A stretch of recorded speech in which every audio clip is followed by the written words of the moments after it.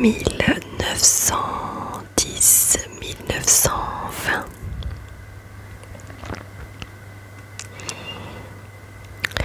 Alors, débutons la lecture. Henri Désiré Landru, né le 12 avril 1869 à Paris, est mort le 25 février 1922 à Versailles, est un célèbre tueur en série et criminel français. Il fut surnommé le Barbe Bleue de Gambé.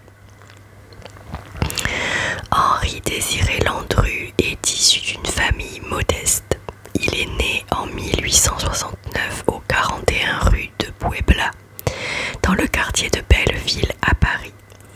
Il est le fils cadet de Julien Alexandre Sylvain Landru, 34 ans, chauffeur aux forges de Vulcain, et qui se suicida au bois de Boulogne le 28 août 1912, et de Flore Henriquel, 34 ans, couturière et blanchisseuse à domicile, décédée en 1910.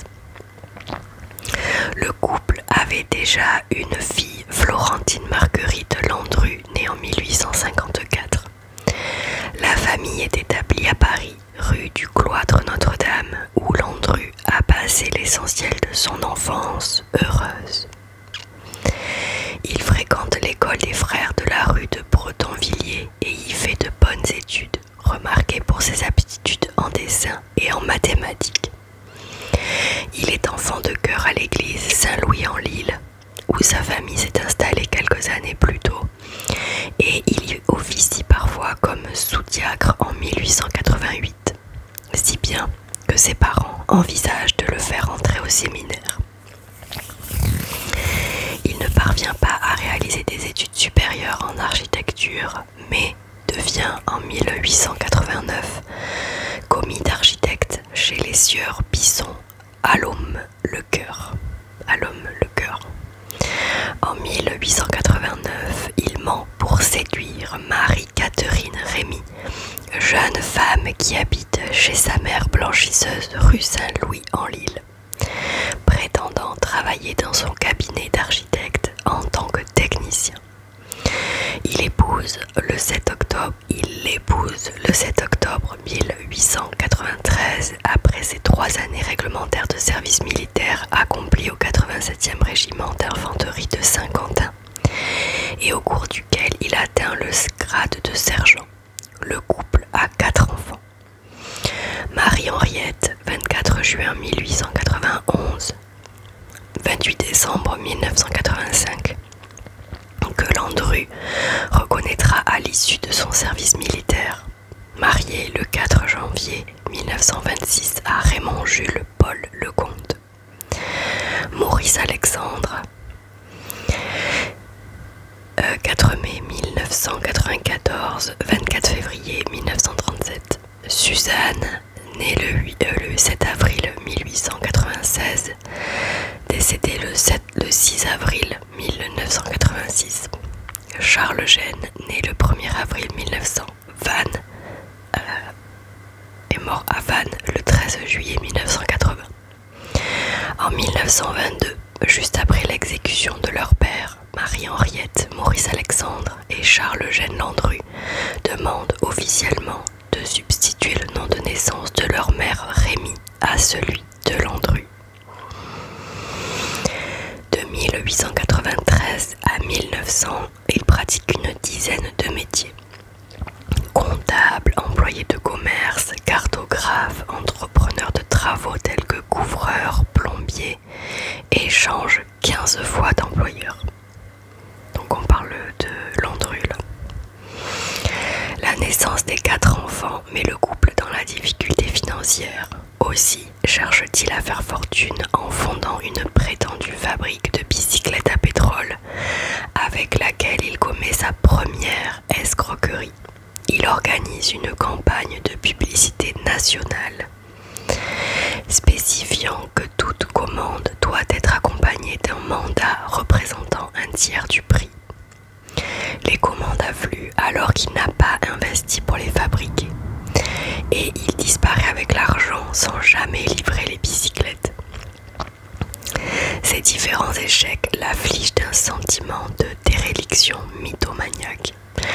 Landru avait cependant officiellement et légalement déposé en 1999 un brevet de bicyclette à moteur auprès de l'Institut national de la propriété industrielle. Allant d'escroquerie en escroquerie, dissimulée sous de faux noms, il collectionne les condamnations à des peines d'amende et de prison. 2 ans en 1904, 13 mois en 1906. Mais après une tentative de suicide dans sa géole, il parvient à sortir de détention grâce aux expertises des médecins psychiatres qui le déclarent dans son état mental maladif qui, sans être de la folie, n'est plus du moins l'état normal. En 1909, il est condamné à 3 ans de prison ferme pour escroquerie. À la suite d'une annonce matrimoniale, il avait fêté ses fiançailles avec une certaine Jeanne Isoré, puis s'était fait remettre les titres de celle-ci avant de disparaître. Dès sa sortie de prison, il monte une nouvelle escroquerie, une carambouille. Il achète un garage qu'il revend immédiatement sans avoir payé le précédent propriétaire. La justice l'identifie assez vite comme étant l'auteur de ce délit et il prend la fuite. En 1914, il est condamné par contumace pour cette affaire à 4 nouvelles années de prison. S'agissant de sa 3e condamnation à une peine de plus de 3 mois, le verdict est assorti de la peine accessoire de relégation, c'est-à-dire qu'il est condamné à être déporté à vie au bagne de Guyenne. Landru, qui a déjà connu la prison, sait que la détention en Guyane se passe dans des conditions extrêmement difficiles, avec un taux de mortalité très élevé. Il est dès lors possible, mais ce n'est là qu'une conjecture, que cette condamnation ait joué un rôle dans sa transformation en assassin. Faisant déjà l'objet d'une quinzaine de plaintes, il ne pouvait tout simplement plus se permettre d'être reconnu par l'une de ses victimes. L'affaire Landru. Pour se procurer des revenus, Landru va, à partir de 1914, franchir le pas qui le conduira à l'échafaud. À l'instar de Johann Otto Hoche et de George Joseph Smith, il se fait passer pour un homme veuf, esseulé et disposant d'une certaine aisance, et entreprend de séduire des femmes seules qui, sans être véritablement riches, possèdent quelques économies et surtout mènent une vie suffisamment isolée de leur entourage.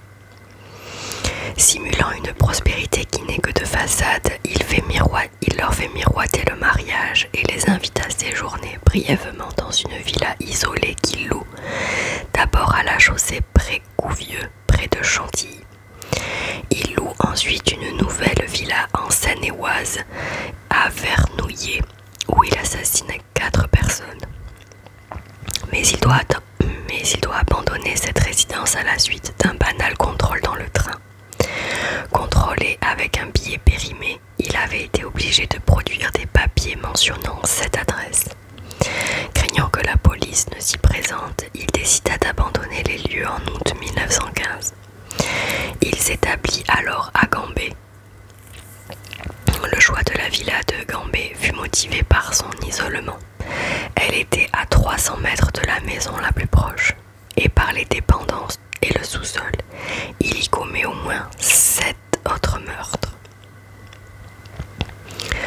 En outre, la Belle Époque et la Première Guerre mondiale voient le développement du travail des femmes.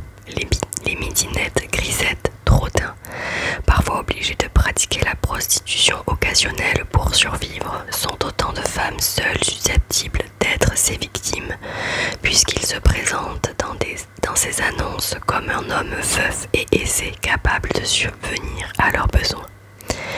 Enfin, le premier conflit mondial laisse de nombreuses veuves qui ne souhaitent pas demeurer longtemps en deuil, mais veulent se remarier pour améliorer leur faible pension. Sa première victime est Jeanne Cuchet, lingère et veuve de 39 ans qu'il rencontre en février 1914 dans le jardin du Luxembourg. Ses victimes suivantes sont recrutées par des annonces matrimoniales publiées dans des quotidiens. À force d'éloquence, il fait signer à ses victimes des procurations lui permettant ensuite de faire main basse sur leur compte bancaire. Il ne lui reste plus qu'à assassiner ses femmes, puis à faire disparaître leur corps. On supposera par la suite qu'il brûlait certaines parties des corps dans le fourneau des villas qu'il louait. Bien qu'étant assez isolée, la maison de Gambé est suffisamment proche des autres habitations pour qu'à plusieurs reprises l'attention du voisinage ait été attirée par certaines odeurs nauséabondes s'échappant de la cheminée à des périodes où le chauffage intensif n'était pas indispensable. Toutefois, comme Henri Landru se montre assez discret dans l'accomplissement de ses crimes, ces faits resteront dans l'ombre tant que n'éclatera pas l'affaire. De plus, il bénéficie du contexte trouble de la Première Guerre mondiale. Ainsi, alors qu'il est figé comme escroc en fuite pour sa précédente condamnation, il peut se permettre, sans courir le risque d'être arrêté, de rentrer de temps en temps auprès de son épouse et de ses enfants, qu'il le croit brocanteur et qu'il fait profiter du produit de ses crimes. Landru utilise plus de 90 pseudonymes. Lorsqu'une de ses victimes lui demande des papiers d'identité afin d'organiser le mariage promis, il prétend être originaire des régions du Nord occupées par l'Allemagne, ce qui rend impossible la vérification de son identité. Selon la psychiatre des hôpitaux Francesca Biaggi-Chai, qui a repris les expertises judiciaires de l'époque, c'est ce contexte de guerre qui transforme la psychose latente ordinaire de Landru en schizophrénie mortifère. Puisque les soldats tuent pour une raison, cet homme cultivé, soucieux de subvenir aux besoins de sa famille, mais aussi amoureux d'une chanteuse dont il a été amant, trouve lui aussi une raison économique de tuer en série des femmes pourtant pas très riches. C'est dans un contexte non sans similitude que la Seconde Guerre mondiale engendrera à son tour un Marcel Petiot. Le début de l'affaire. À la fin de 1918, le maire de Gambé reçoit une lettre d'une certaine Madame Peya, lui demandant des nouvelles de son amie Madame Anne Colombe, qui, fiancée à un monsieur Dupont, s'était établie avec lui à Gambé. Le maire répond qu'il ne connaît pas cette personne. Quelque temps plus tard, cependant, l'édile reçoit une lettre d'une certaine Madame Lacoste, qui lui demande des nouvelles de sa sœur Célestine Buisson, laquelle se serait également installée à Gambé avec un monsieur Frémier. Frappé par la similitude de ces demandes, le maire met en contact les deux familles qui se rendent compte que Dupont et Frémier semblent être la même personne. Les deux disparus ont répondu à des annonces de rencontres similaires parues le 16 mars 1915 dans l'Écho de Paris et le 1er mai 1915 dans le Journal. Les deux familles s'unissent pour porter plainte contre X auprès du parquet de la Seine. Une enquête de police menée par l'inspecteur Jules Belin permet alors d'établir que la villa en question, baptisée l'Ermitage, appartient à un certain monsieur Tric, qui la loue à un monsieur Frémier résidant à Rouen. Dupont-Frémier est introuvable à Rouen, mais son courrier est expédié chez monsieur Guillet, demeurant boulevard Ney à Paris, c'est-à-dire à l'adresse de Célestine Buisson. L'enquête piétine, les recherches sur cette personne demeurent vaines jusqu'à ce que le 8 avril 1919, une voisine de mademoiselle Lacoste reconnaisse le mystérieux homme au bras d'une nouvelle amie et sortant d'un magasin de faïence, rue de Rivoli à Paris, où il avait acheté de la vaisselle. Alerté, Jules Belin parvient à localiser l'individu, nommé Lucien Guillet, grâce au vendeur du magasin qui avait enregistré l'adresse de ce client qu'il devait livrer. Ce Lucien Guillet est arrêté à son domicile 16 avril 1919, jour de ses 50 ans, par les inspecteurs Brandenburger et Jules Belin. Il retrouve à son domicile un brevet au nom d'Henri-Désiré Landru et un petit carnet sur lequel sont inscrits 11 noms, dont ceux des 2 disparus sur lesquels enquêtait Jules Belin. Une autre version veut que pendant son transport hippomobile vers les bureaux des brigades mobiles, Landru sorte un petit carnet noir de sa poche et tente de le jeter par la fenêtre, mais que le brigadier Riboulet s'en empare. L'instruction. L'affaire Landru fera immédiatement la une des journaux, où son nom est parfois orthographié Nandru, ce qui déclenchera de nombreux témoignages spontanés qui aideront l'enquête. La police aura connaissance en quelques jours des villas de Gambé et de Vernouillet, mais aussi de garages que Landru louait à Neuilly et à Clichy pour y stocker les affaires de ses victimes. L'examen des archives de Landru et en particulier son registre de compte méticuleusement tenu révèle une vaste opération d'escroquerie au mariage. Pas moins de 283 femmes sont entrées en contact avec Landru à la suite d'annonces matrimoniales passées par celui-ci dans des journaux. Mais beaucoup d'entre elles ne deviennent pas ses victimes car elles ne sont pas assez isolées de leur entourage ou n'ont pas assez de biens. Dans le carnet traduit par le brigadier Riboulet, la découverte par le commissaire d'hôtel des noms de 11 femmes déclarées officiellement disparues conduit le juge Bonin à inculper Landru de meurtre dès le 14 avril 1919.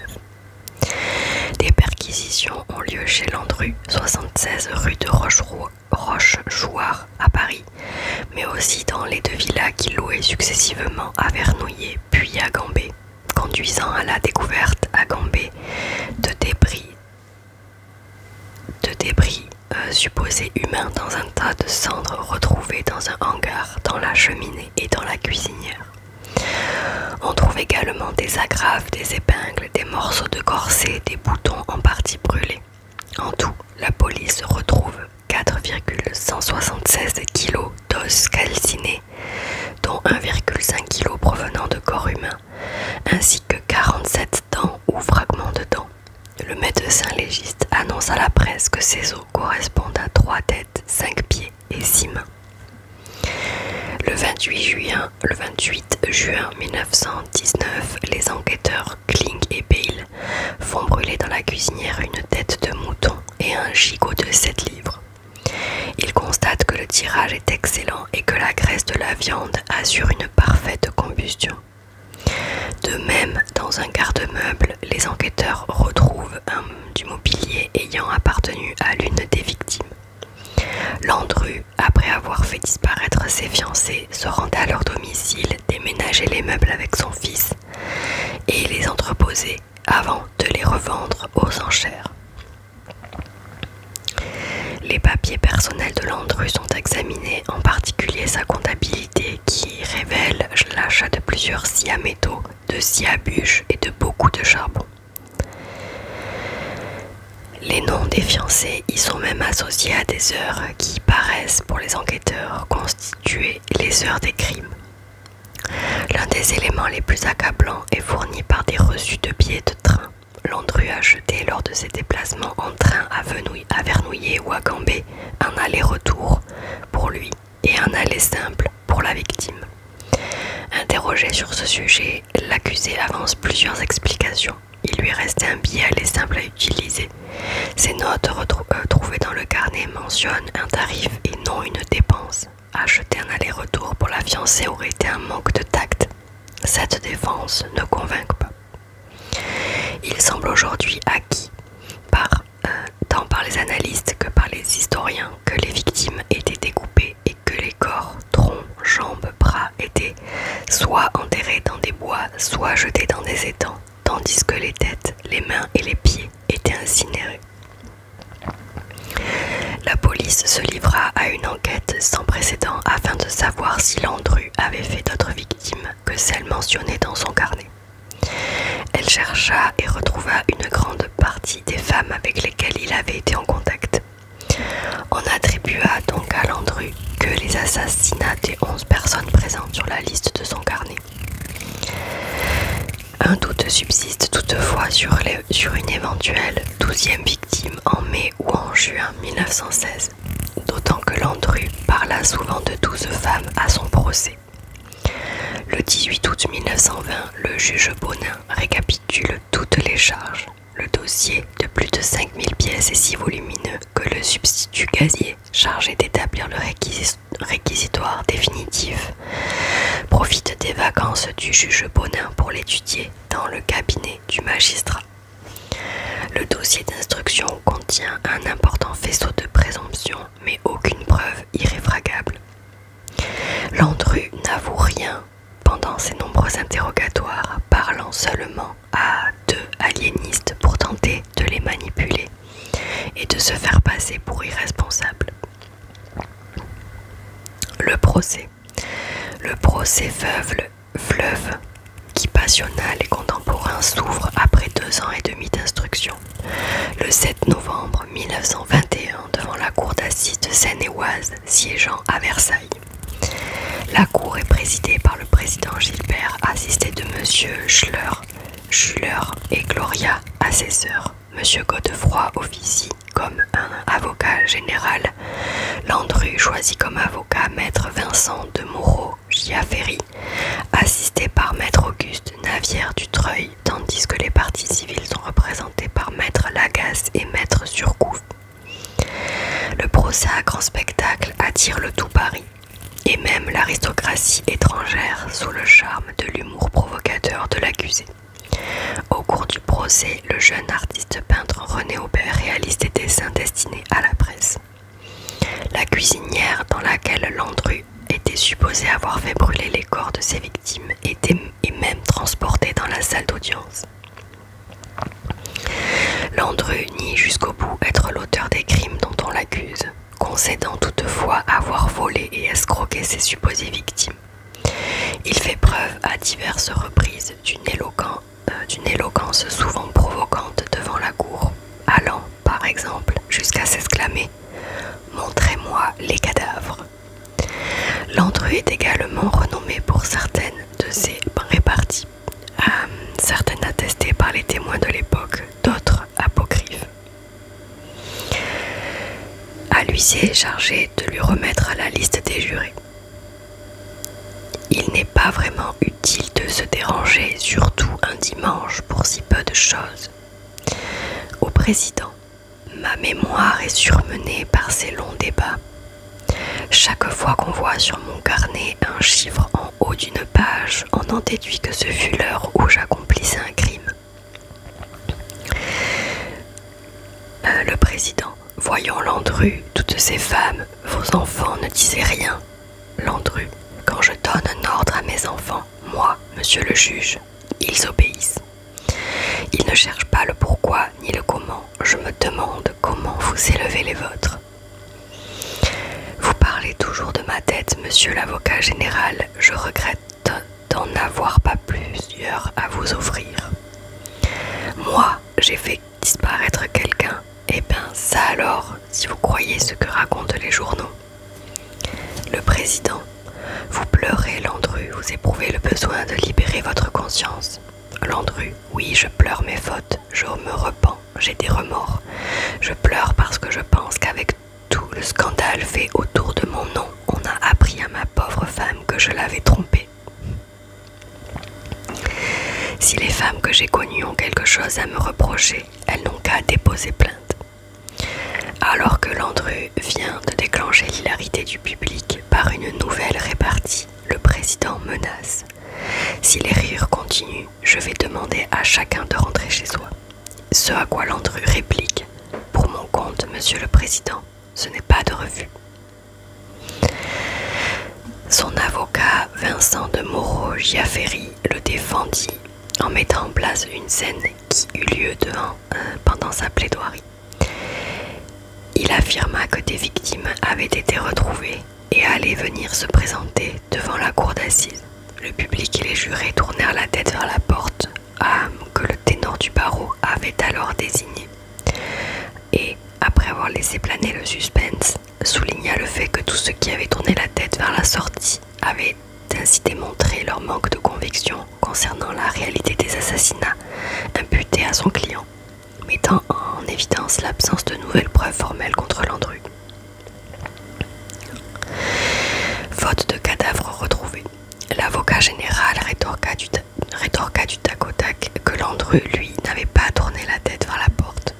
Mais face à une série de témoignages accablants et un faisceau de présomptions convaincantes, Mauro Giafferi ne peut lui éviter d'être condamné à mort.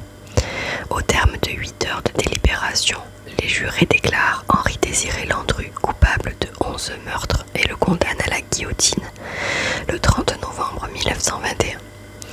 Le président de la République, Alexandre Millerand, rejette le 24 février, suivant le recours en grâce déposé.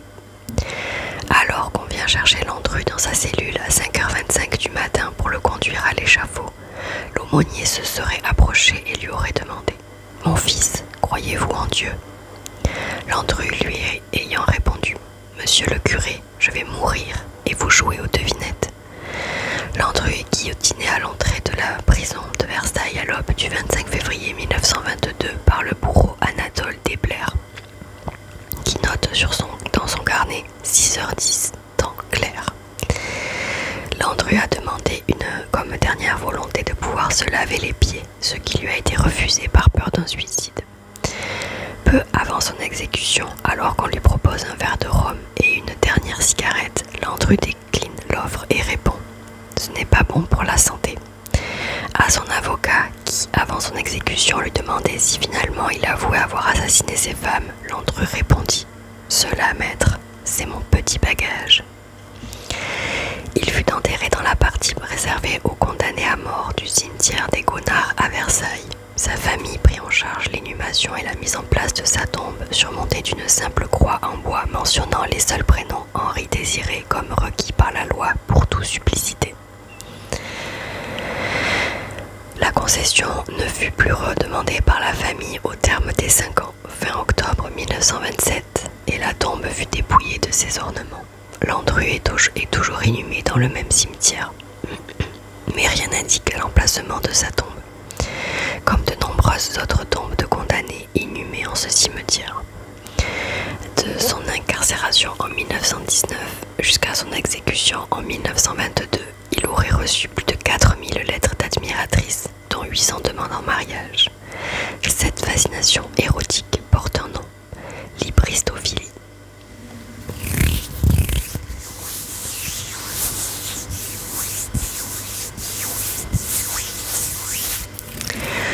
Voilà les amis, c'est tout pour moi pour cette affaire Landru. J'espère que ça vous a plu, que vous avez passé un bon moment à m'écouter. Je vous remercie d'avoir regardé cette vidéo jusqu'au bout.